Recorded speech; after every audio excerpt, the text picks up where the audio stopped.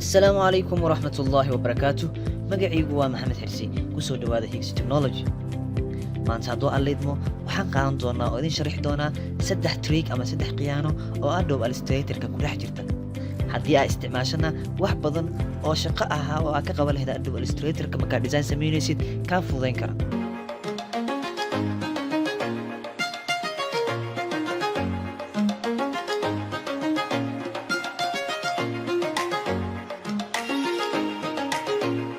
markale kusoo dhawaada triga koowaad aan isku dayno inaan idin tuso.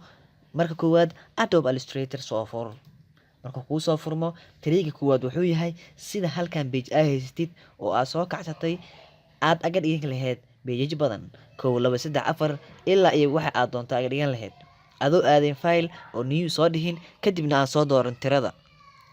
okay sida loo sameeyaa waxaad tagaysaa file menu ama se meeshan ay ku jirtaan tool menu-ga ayaa tagaysaa kadibna waxaad dooranaysaa kan oo ah artboard markaad dooratid artboard tool weeye. markaad soo dooratid artboard-ka waxaad sameynaysaa alt ayaa qabanaysaa kadib muuska calaamadiisa sidaas isku bedelaysaa oo ah 2 fallaar kadib waa jiidaysaa sidaas adoo dhaxda ku simaya calaamada cagaarka inay soo baxdaa la rabaa si ay kugu saxmato.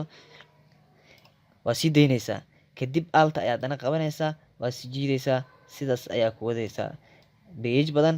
haddii aad doontid horizontal iyo vertical intaba waa u samayn kartaa wax dhiba ma keenayso.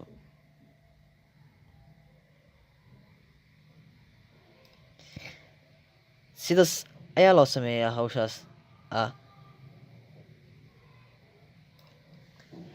hawshan waxaa la lahaa in aad samaysid ama se aad badisid page-kaaga duplicating your pages inaad page-kaaga badisid.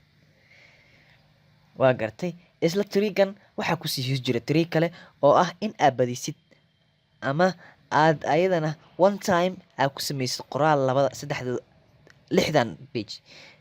tusaale waxaa soo qaadatay qoraal waxaan sameeyay qoraal ah Higgs Technology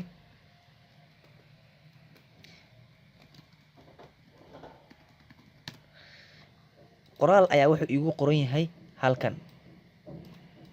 qoraalkan waa Higgs Technology maybe in wuxuu rabo ha noqdo laakiin qoraal ayaa inta igu qoran xataa haddii uu qoraalkaas yahay hal page oo dhammaystiran doo rabo ha noqdo.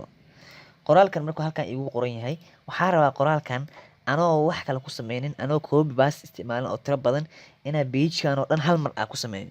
taas ayaa duplicate lahaa one time waxaa leedahay control C kadib waxaa leedahay control plus alt plus shift plus V. maxaa ujeedaan one time ay wuxuu sameeyey inuu dhammaantood hal meel ka wada dhigay isla haddana cabirka meeshuu kan ka yaalay ayuu ka wada dhigay. ma u baahnid inaad copy iyo paste tiro badan aad isticmaashid.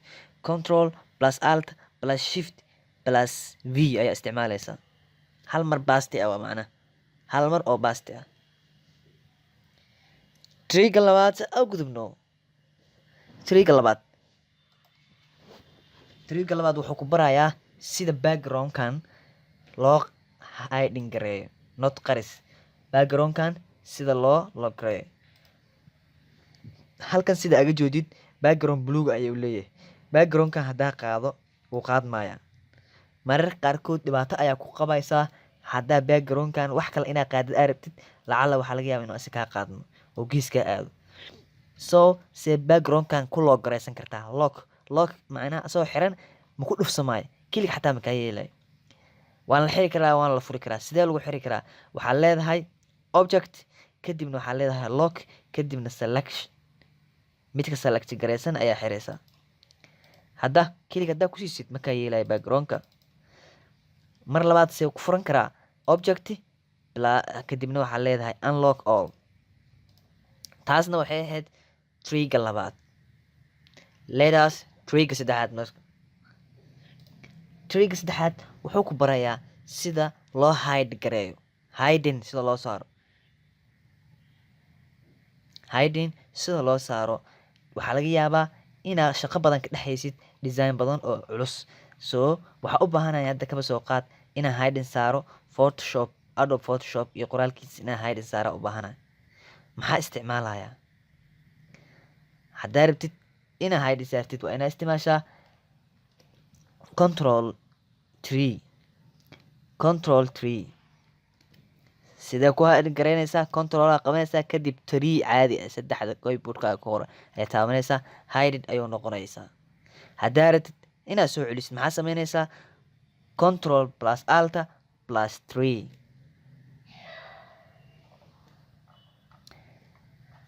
haddii cashirkan uu ku baxay oo aad u bagtay fadlan subscribe noo saar marka koowaad marka labaadna gambaleelka ha hilmaamin inaad kliksid haddii su-aal aad qabtid commentiga haddii cashirku faa'iido badan ku siiyana fadlan like-ta ha hilmaamin